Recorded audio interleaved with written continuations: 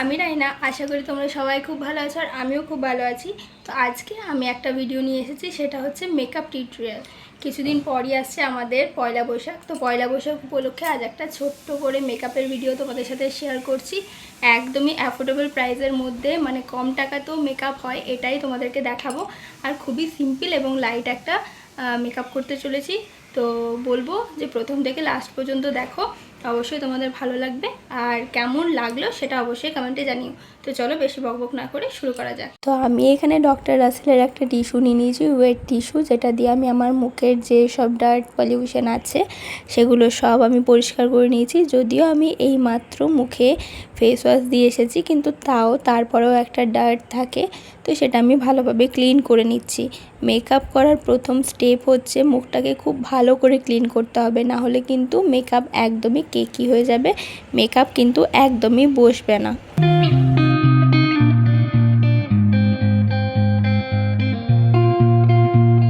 ফেসটাকে ভালোভাবে ক্লিন করার পর আমি এখানে একটা টোনার নিয়ে নিয়েছি। তোমরা যে যেটা ইউজ করো সেরকম টোনার নিও। আমি এখানে গুড ভাইবসের একটা টোনার ইউজ করেছি। দেন আমি এখানে গুড ভাইবসেরই একটা সিরাম ইউজ করেছি। তোমরা যে যেটা ইউজ করো সেটাই করো। আর এই সিরামটা আমার স্কিনের জন্য ব্যাপকভাবে কার্যকরী হয়েছে। মানে আমার স্কিনে অনেক কিছু দাগ ছিল, পিম্পলের দাগ ছিল, তো সেগুলো একদমই রিমুভ হয়ে গেছে। আমি এটা মোটামুটি 5 থেকে 6 মাস ধরে ইউজ করছি। তারপর এখানে আমি একটা জেল বেস মানে এই পন্ডসের ময়শ্চারাইজারটা নিয়েছি। সবথেকে বড় কথা, আমি যেটা বলি যে গ্রীষ্মকালে একটুখানি লিকুইড বা জেল বেস টাইপের ময়শ্চারাইজার ইউজ করো, তাতে কি হবে আমাদের স্কিনটা বেশ ভালো থাকবে এবং গ্লো করবে। দেন আমি এখানে একটা ইনসাইড কসমেটিক্সের প্রাইমার নিয়ে নিয়েছি। দেন ওই প্রাইমারটা ভালোভাবে যেখানে আমার ঘাম হয় সেগুলোকে ভালোভাবে অ্যাপ্লাই করে নিয়েছি। দেন আমি এখানে একটা মার্সের ফাউন্ডেশন ইউজ করেছি, যেটা আমার সেটার থেকে একটুখানি ডিপ লাইট মানে একটুখানি হাই কভারেজ এটা দেয়, তো সেই জন্যেই এটা আমি ইউজ করেছি। যদিও এটা দিনের বেলার মেকআপ, হাই মেকআপ হবে না, কিন্তু তাও আমি এখানে এই মার্সেরই ফাউন্ডেশনটা ইউজ করেছি। এটা কিন্তু ভীষণ ভালো, তোমরা চাইলে আমি লিঙ্ক কমিউনিটি পোস্টে দিয়ে দেবো, তোমরা নিয়ে নিতে পারো। এটার প্রাইস কিন্তু একদমই আমাদের সাধ্যের মধ্যে, তাই আমি এটাকেই বেছে নিয়েছি। আর ভালোভাবে আমি মেকআপটাকে ব্রাশের মধ্যে অ্যাপ্লাই করে নিয়ে তারপর আমি একটা বিউটি ব্লেন্ডারের সাহায্যে ভালোভাবে ড্যাব ড্যাব করে নেব। আচ্ছা, তোমাদের মধ্যে কে কে ব্রাশে করে মেকআপ করতে বেশি পছন্দ করো অবশ্যই জানিও। আমি কিন্তু ব্রাশে করে মেকআপ করতে একদমই পছন্দ করি না, তাই আমি বিউটি ব্লেন্ডারের সাহায্যেই বেশ ভালোভাবে এটাকে ড্যাব ড্যাব করে নিয়েছি। মুখের সবথেকে বড় কথা হচ্ছে যেটা হচ্ছে ফেসের ফাউন্ডেশনটা ভালোভাবে মুখের মধ্যে বসানো, এই বসানোটাই হচ্ছে সবথেকে ঝামেলার কাজ। তো এখানে আমি ভালোভাবে ড্যাব ড্যাব করে নিচ্ছি আর তোমাদেরকে একটু পরই দেখাচ্ছি যে আমার মুখের মধ্যে কি সুন্দর ফাউন্ডেশনটা ব্লেন্ড হয়ে গেছে। তো আশা করি এবার তোমরা সবাই বুঝতে পেরে গেছো যে আমার স্কিনের একদমই পুরোপুরিভাবে বসে গেছে। তো তারপর আমি নিয়েছি ল্যাকমির এই যে লুজ পাউডারটা। আমি যেহেতু গ্রীষ্মকালের সকালে এই মেকআপটা করব, তাই আমি কোনো রকমের বেশি করে পাউডার নেব না। তো হালকা একটু চোখের সামনে মানে আমার ফাউন্ডেশনটা সেট করার জন্য আমি এটা নিয়েছি। তারপর আমি একটা ব্রাশের মাধ্যমে ভালোভাবে যে পাউডারটা এক্সট্রা ছিল সেটা আমি ঝেড়ে নিয়েছি।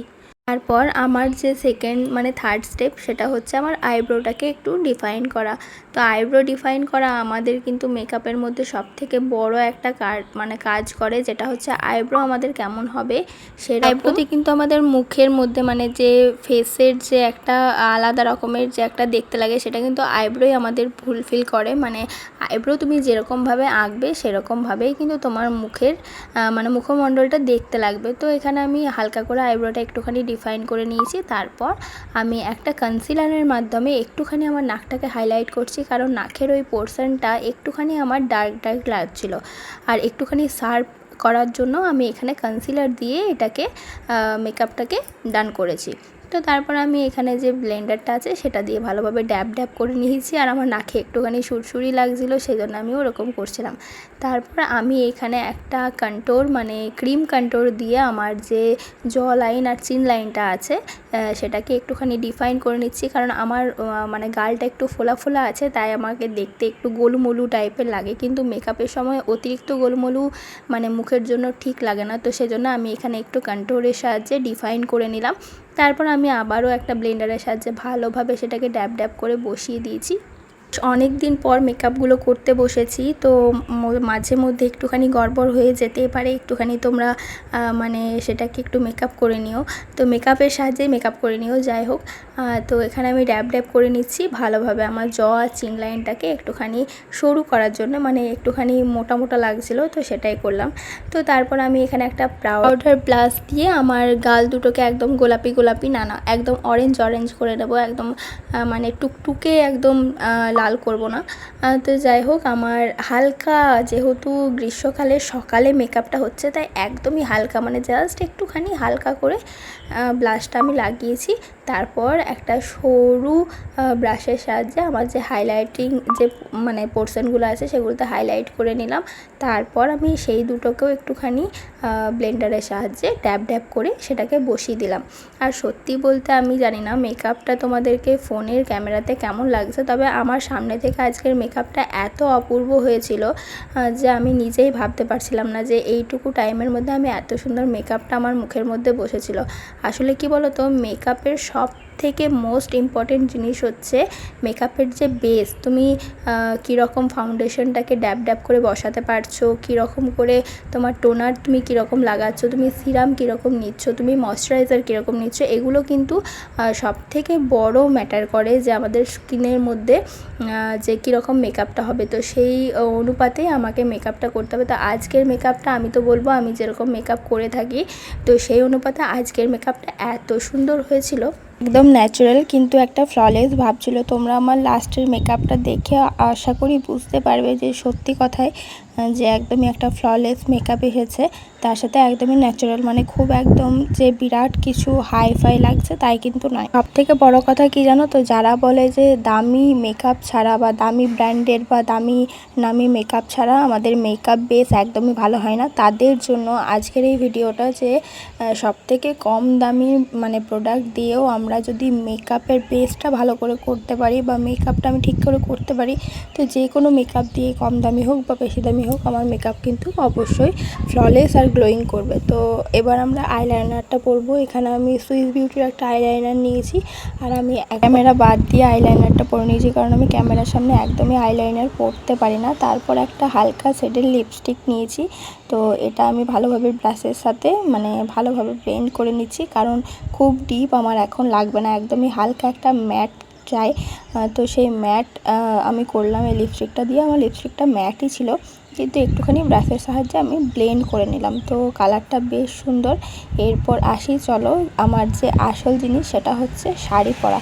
তো এখনও আমার পুরোপুরি মেকআপটা কমপ্লিট হয়নি, এখনও অনেকগুলো জিনিস বাকি আছে। তো এখানে আমি শাড়িটা পরে চলে এসেছি। তারপর আমি এখানে নিয়েছি ফেসেস কানাডার একটা মেকআপ সেটিং স্প্রে, যেটা দিয়ে আমি আমার মেকআপটাকে সেট করব। মেকআপ করার পরই কিন্তু সেটিং স্প্রে ইউজ করতে নেই, তাতে মেকআপটা অনেকটা মানে কেকি হওয়ার সম্ভাবনা থাকে। তারপর আমি এখানে একটা গুঁড়ো সিঁদুর নিয়েছি। আজকে আমি এখানে গুঁড়ো সিঁদুর ব্যবহার করছি, যেটা আমি একটা এয়ারবাডস দিয়ে ভালোভাবে পরে নিচ্ছি। আমার বেশ ভালো লাগে যখন আমি হালকা পাতলা একটু মেকআপ করি, তার সাথে একটু গুঁড়ো সিঁদুর, যাতে মানে একদম ডিপভাবে সিঁদুরটা লেগে যায়। তো আমি এরকমভাবেই আজকে সিঁদুরটা পরলাম। আর এখানে জুয়েলারি আমি পরে নিয়েছি, তোমরা তো দেখলেই। আর সব থেকে লাস্টে আমি যেটা করেছি সেটা হচ্ছে মাস্কারা, কারণ মাস্কারা পরার সময় আমার খোঁচা যায়, নানা জায়গাতে লেগে যায়, কালো কালো হয়ে যায়, সেজন্য লাস্টে মাস্কারাটা পরলাম। তো আজকের ভিডিওটা কেমন লাগলো অবশ্যই জানিও, আর ভালো লাগলে কমেন্টে অবশ্যই জানাতে ভুলো না। আর মেকআপের যে প্রোডাক্টগুলো আমি ইউজ করেছি সেগুলো আমি কমেন্টে দিয়ে দেবো যে কী কী আমি ইউজ করছি। চলো আজকের মতো টাটা, দেখা হচ্ছে অন্য ভিডিওতে।